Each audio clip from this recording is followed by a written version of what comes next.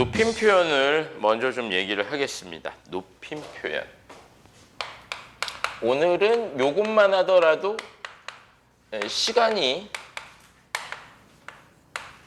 다 소진되어도 아깝지 않을 만큼 이 높임 표현은 우리의 그 공부할 때에 어느 정도 출제 그 의도 혹은 출제 수준, 우리가 생각하는 난이도 수준하고 실제 출제되는 난이도의 괴리가 가장 큰 파트 중에 하나예요. 그러니까 높임법을 누가 몰라? 라든지 아니면은 이런 교재라든지 교과서에도 개념이 적혀 있는 거 보면은 사실 그렇게 분량이 많지도 않고 어려워 보일 것 같지 않은 부분이지만은, 그러니까 우리가 생각하는 그 정도보다는 조금 더 많이 어렵게 출제가 됩니다. 그래서 우리가 전에 시간에서 했던 것 중에 문장 성분 배웠던 거 있잖아요. 그거를 반드시 기억을 하고 계셔야 됩니다. 그러니까 결론, 주어 찾기에 가 있다라는 거예요. 주어 찾기. 그래서 거기부터 좀 얘기를 할 건데요. 높임 표현은 가장 먼저 주체 높임법부터 좀 얘기를 해보겠습니다. 그래서 한국에서 태어나고 한국말로 된 문법을 공부한다는 것은 얼마나 수월한가라는 거예요. 주체 높임법은 말 그대로 문장의 주체를 높이는 그러한 문법 표현 방법 중에 하나인데요. 그래서 여기 주체라고 한다면은 당연히 문장의 주어, 요게 일단 높여야 될 대상인가 아닌가를 먼저 생각을 해봐야 됩니다. 이거 나중에 한번 간단하게 정리는 해드리겠지만은, 지금 이제 교재도 그렇고 교과서에도 그렇고 대부분 소개되어 있는 방식은 뭐냐면 주체 높임법을 실현시키는 방법이 몇 가지가 쓰여져 있어요. 그러니까 중요한 부분이 뭐냐 하면은, 이걸 가지고 역시 마찬가지지만 기계적으로 판단을 하면 대단히 문제가 발생을 한다는 얘기인 거거든요. 그러니까 주격조사 이가 대신에 깨서가 쓰였다, 이런 거, 혹은 의시가 쓰였다, 그럼 주체 높임법이네, 이렇게 나오지 않아요. 그래서 일단 그래도 공부는 해놔야 되겠지. 그래서 이 실현시키는 방법이 주격조사 이가 대신에 깨서를 사용하는 이러한 방법이 일단 하나 있다고, 그냥 하나 있다는 거예요. 그래서 얘만 쓴다고 해서 능사는 아니야. 물론 그럴 확률은 높죠. 주체 높임을 사용했을 확률이 되게 높은 건 맞는데 질문이 그렇게 안 이루어진다는 거예요. 깨서 하나 딱 발견했다고 해서 답이 나오는 그런 문제가 아니라는 얘기입니다. 그래서 이 깨서 같은 것들을 쓰기도 하고, 거기 아마 여러분 교재에는 접사 님을 쓴다라는 그런 부분도 있을 겁니다만은 사실 메인 파트는 아니니까 뭐 그 정도 수준에서 보시면 됩니다. 중요한 건 이제 두 번째부터 넘어가서 주체 높임, 선어말 어미, 요거를 사용을 한다. 그래서 주체 높임, 선어말 어미는 대부분의 교재에 이런 식으로 쓰여져 있을 거예요. 의시, 그러니까 괄호를 쳐놓은 건 무엇이냐, 이 형태를 표시를 해놓은 거지. 앞말에 받침이 있으면 의까지 붙여서 쓰고 없으면 그냥 시만 쓰면 된다는 거니까, 진짜로 이제 문법 뉴비들이라고 하면 이러한 표현에서도 사실 굉장히 혼란을 겪을 수 있겠다인 거예요. 두 개를 이렇게 축약해서 이렇게 표현을 한 것이고, 그 다음에 조금 더 기본적인 내용을 다시 한번 말씀을 드리자면은, 이 선어말 어미에 대해서 뭐지? 하는 경우가 있을 수 있어요. 선어말 어미 자체를 모르는 진짜 노베이스가 있을 수도 있다는 얘기인 것이죠. 그래서 요거는 따로 간단하게만 얘기를 해볼게요. 선어말 어미를 다루기 이전에 어미라는 것부터 잠깐 다시 얘기를 해보자면, 어미는 어간과 결합을 하는 요소죠. 그리고 형식 형태소에 해당하고,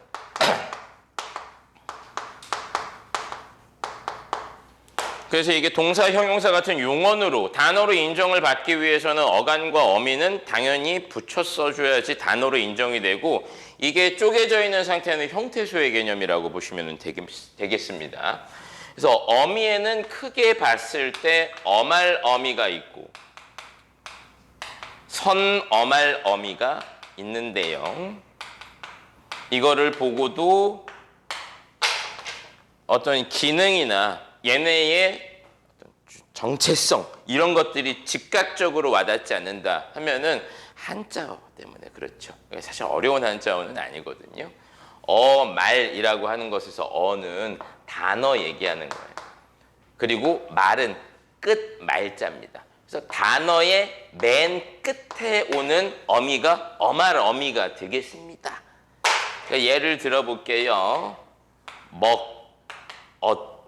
다 같은 이러한 단어가 있다면 이게 지금 세 개의 음절로 구성되어 있단 말이에요. 그렇죠? 그러니까 먹다가 기본형이고, 저번에 많이 얘기했지만은 고자란이 같은 거를 이렇게 붙인다 했을 때 먹고 먹자, 먹어라, 먹니? 이렇게 되어 있을 때 고정되어서 변하지 않는 부분을 우리가 뭐라고 했느냐? 얘가 어간이었죠. 어간. 단어의 근간이라는 것. 그럼 여기에서 어말어미는 무엇이냐 하면은 요게 한 단어일 텐데 얘의 맨 끝에 오는 이 부분이 어말어미입니다. 그래서 얘를 우리가 어말어미라고 할 거고, 그러면 선어말어미는 무엇이냐 하면은 얘가 이제 먼저 선자를 쓴단 말이에요. 먼저 선자. 그러니까 어말어미보다 먼저 나오는, 앞서 나오는 어미를 선어말어미라고 한다. 다만 이 어미, 선어말 어미도 어미에 포함되기 때문에 이 어미들은 어간보다는 먼저 나올 수가 없지. 그러니까 이 단어의 시작은 어간이 여는 것이고 뒤에 맨 마지막은 어말어미가 닫아주는데 이 중간에 끼어있는 요 놈이 선어말어미라고 이렇게 얘기가 되고, 그리고 또 한 가지 정확하게 형태소를 표시하실 때 이 하이픈은 사실 별것도 아니잖아요. 하이픈은 이 뒤에 반드시 뭐가 붙어야 된다라는 거를 알려주는 기호인 것이고, 그러면 어말어미 표시는 어떻게 했어요? 얘 뒤에는 뭐가 안 오고 앞에만 뭐가 와야 되니까 이렇게 앞에다가 하이픈을 박아놓고, 그 다음에 선어말어미는 앞에 그리고 뒤에 둘 다 붙어줘야 되니까 양쪽에 하이픈을 이렇게 붙여주는 것이 일반적이다라는 얘기죠. 그래서 선어말 어미에는 이렇게 높임 표현과 관련되어 있는 주체 높임 선어말 어미와 그 다음에 뒤에 시제에서 얘기가 되는 과거 시제, 현재 시제, 미래 시제, 선어말 어미 이런 것들이 존재하고요. 다시 어말 어미를 좀 쪼개서 얘기를 하자면 문장을 종결할 때 사용하는 종결 어미가 일단 있다. 그러니까 평서형 종결어미 대표적인 게 다이고요. 이거 말고도 있지만 의문형 종결도 당연히 문장은 끝이 나니까 의문형 종결어미도 종결어미입니다. 그 다음에 연결어미가 있겠죠. 뭐 종속적으로 연결을 시키는 고 같은 것들도 있고, 그 다음에 뭐 어서 같은 인과적인 연결을 도와주는 그런 애들도 있는 거예요. 그리고 마지막이 전성어미였더라. 전성어미. 성질을 전환시켜주는 어미다 이렇게 생각하면 될 거고, 다시 한번 복습하겠습니다. 이제 이 파트에서 가장 빈번하게 나오는 것들이 관형사형 전성어미가 될 것이다. 관형사형 전성어미. 그리고 이거는 반드시 외워두라고 했어요. 니은, 리을, 은, 는, 을, 던까지 이렇게 6개가 있고, 이게 시간 표현으로 넘어가면 시제하고도 관련이 되어 있으니까 이건 반드시 암기를 해두셔야 됩니다. 그래서 이렇게 어미에 대한 설명은 좀 곁다리로 해봤고요. 다시 돌아와서 이 의시, 시를 붙이는 것도 주체 높임을 실현시켜주는 방법 중에 한 가지라고 생각을 하시면 됩니다. 그래서 가다라는 이런 단어에다가 선어말어미니까 종결어미와 어간 사이에다 이렇게 찡겨 넣으면 될 거 아니에요. 시를 이렇게 집어 넣으면 요거를 가지고 가다 대신에 가시다 이렇게 표현을 하면 된다 인 거고요. 혹은 이제 앞에 뭐가 붙어 있는 것들을 얘기해 보자면 많다에다가 요 앞에 받침이 있으니까 여기에는 의시를 이렇게 붙여주면 많으시다 이런 식으로 사용할 수가 있겠죠. 그렇죠? 뭐 여기까지는 뭐 다 하는 것들이고요. 그리고 마지막으로 뭐가 있느냐 하면은 특수어휘라는 게 있어요. 그러니까 이름은 되게 의미심장하고 어마어마해 보이지만은 사실은 특수어휘는 그 단어에 그냥 이미 높임의 기능이 붙어 있는 것들을 얘기해요. 그걸 특수어휘라고 합니다. 높임의 기능이 이미 붙어 있는 단어들을 특수어휘라고 하는데 여기서 그나마 좀 조심해야 될 것들을 얘기를 하자면 이렇습니다. 일단 특수어휘는 일반적으로 이제 서술어의 형태에 붙는 경우가 일반적으로 많이 있어요. 하지만 요거는 명사로도 존재한다는 거예요. 그래서 명사로 되어 있는 것들이 뭐가 있느냐 하면은 집이라는 이러한 명사 대신에 댁을 쓰는 이러한 것도 특수어휘에 들어갑니다. 그 다음에 동사, 형용사와 같은 서술어 중에서는 이제 일반적으로 이게 많이 나오는데 있다라는 단어 대신에 계시다 같은 거가 있고 자다 대신에 주무시다 이런 게 있을 텐데 자 이제 여기에서가 여러분이 좀 신중하게 접근을 해야 되는 부분입니다. 물론 지금 멀쩡한 상태에서는 뭐 다 아는 거 이런 걸 누가 틀리냐 하는데 시험 보고 나면은 머리를 쥐어뜯고 싶은 순간들이 많이 생겨요. 그러니까 잠깐 잘못 보면은 말리는 경우가 좀 생기거든. 그래서 뭐냐 하면은 얘랑 얘를 구분하는 거예요. 여기에서 학교에서 항상 선지에서 장난을 많이 친단 말이에요. 그러니까 여기 지금 계시다를 써놨지만은 아까 전에 제가 선어말 어미가 무엇인지를 굳이 얘기한 이유는 이거거든. 선어말 어미는 기존에 어간과 어미가 기본적으로 있는 상태에서 끼어 들어가는 거예요. 그러니까 반대로 말하면 뭐냐면 얘는 빼도 아무 상관이 없어야 돼. 말이 돼야 된단 말이야. 그러니까 육안으로 봤을 때 지금 여기 시가 눈으로 보인단 말이에요. 그러면은 둘 중에 하나라고 판단을 해야 되는데 여기서 배웠던 주체 높임 선어말 어미가 사용된 건지 아니면 이것 자체로 특수어휘인지 그 판단을 자칫하다가 그냥 분위기에 휩쓸려서 오답을 해버리는 경우가 생긴다는 것이죠. 그러니까 이 시를 과연 뺄 수 있는가? 뺄 수 있다면 선어말 어미일 건데 얘는 이렇게 뺄 수가 없지. 왜냐하면 빼면 게다라는 말이 안 되는 것들이 나와. 그러니까 얘는 결론은 뭐냐. 그러므로 얘는 선어말 어미가 아니다라는 판단을 꼭 해주셔야 됩니다. 그럼 얘의 정체는 뭐냐. 개, 시까지가 어간인 거예요. 막 이거 거슬러 올라가서 중세국어의 어원까지 뒤적였고 뭐 이게 그래도 뭐 어디에서 나온 거 아니냐 할 수 있어요.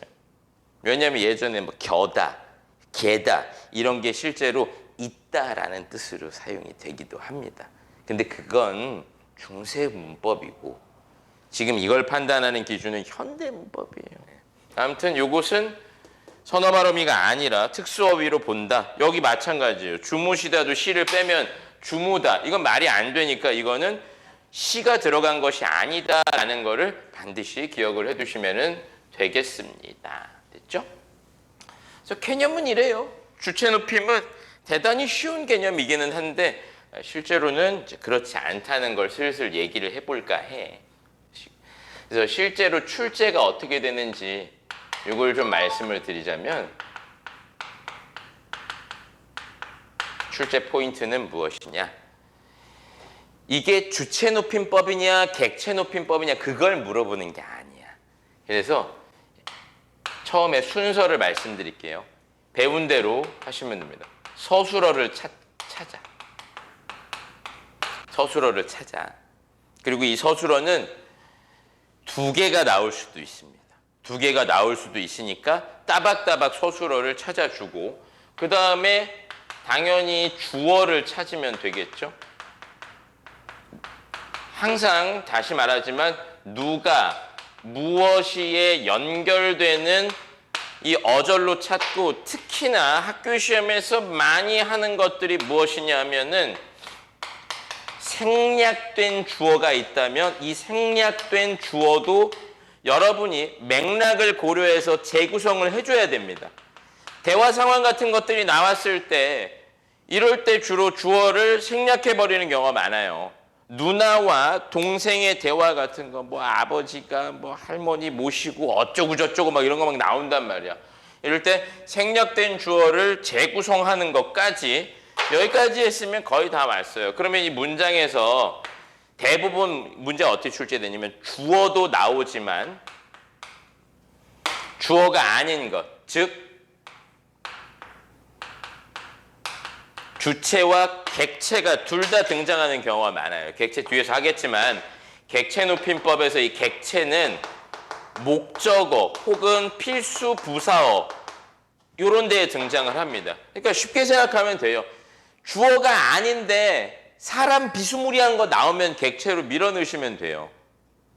그러니까 이 문장에 인간이 복수의 인간이 나오는데 하나가 주어라면 나머지는 객체로 밀어넣으시면 됩니다. 목적어나 부사어에 놓여 있는 거. 이거를 그러니까 구분한 상태에서 뭘 하면 되느냐면은 이 둘의 위계를 판단하는 것까지 이루어지면 됩니다. 위계. 누가 높고 누가 낮냐 이런 거. 이거를 판단을 못할 리가 없잖아. 그러니까 뭐랄까 뭐 좀 사페가 아닌 이상 아니면 소시오패스가 아닌 이상 여기에 할비 나오고 여기에 뭐 동생이 나와. 그럼 당연히 할비가 높지. 그치? 그러니까 여기에서 이제 바로 뭐가 돼야 되느냐 하면은 누구를 높여야 되는지는 이미 자명한 사실이라고요. 높임법을 이미 결정을 내리고 들어가는 거예요. 아, 이건 주체 높임법을 써야 된다. 객체 높임법을 써야 된다. 이거는 그냥 기본적으로 결정을 미리 하고 실제로 질문은 어디에서 이루어지느냐. 그러면은 주체 높임법을 써야 되는데 어떤 걸로 실현을 했느냐가 결과적으로 이게 시험에서 나오는 질문이에요. 이게 질문이에요. 그래서 이렇게 막 출제해.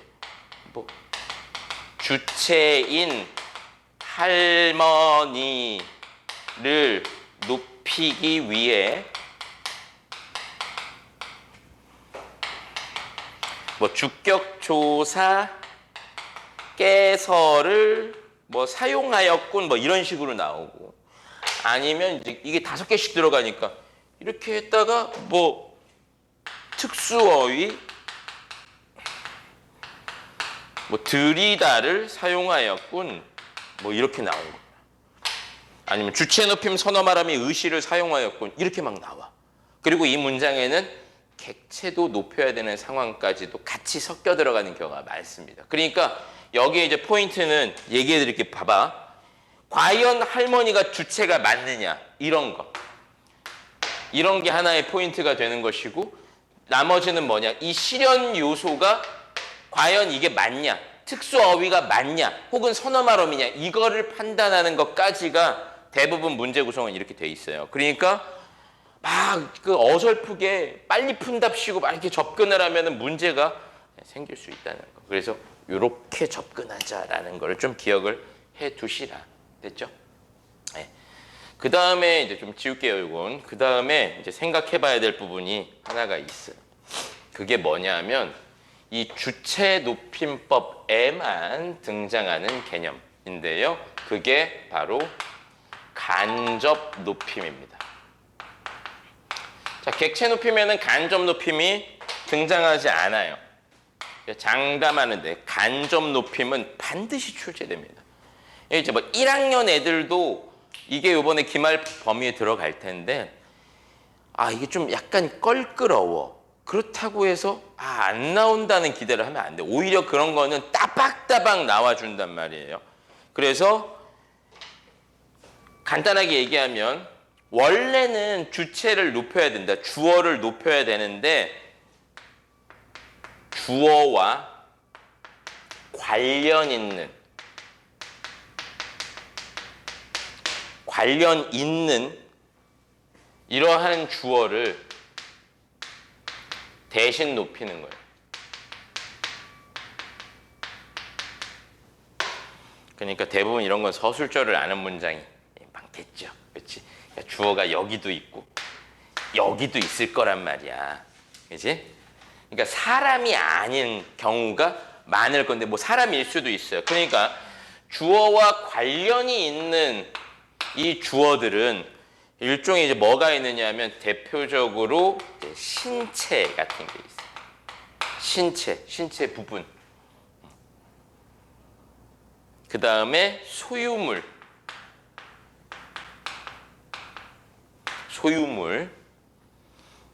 그 다음 자녀도 여기에 포함돼요. 자녀, 가족 관계, 자녀. 그리고 생각. 그리고 또 많이 나오는 게 이 사람이 뱉은 말. 이런 것들은 기억을 해두시는 게 좋습니다. 그래서 여기 원래 높여야 될 주어가 있고 또 다른 주어가 있는 경우가 일반적인데요. 하나만 좀 예시를 들어볼까요? 중학교 때부터 아주 뻔질나게 많이 나오는 그런 문장입니다. 교장 선생님 말씀이 계시겠습니다. 이것은 이제 잘못된 표현으로 가장 많이 나오는 사례예요. 요게 왜 그런가 한번 보겠습니다. 얘가 서술어죠. 그럼 누가 무엇이에 연결되는 게 교장 선생님이라고 깔아놨는데 여기에는 정황상 관형격 조사 의가 생략된 형태겠죠. 어쨌든 어절로 끊어주면은 여기에 주어는 뭐냐? 교장 선생님이 아니라 교장 선생님의 말입니다.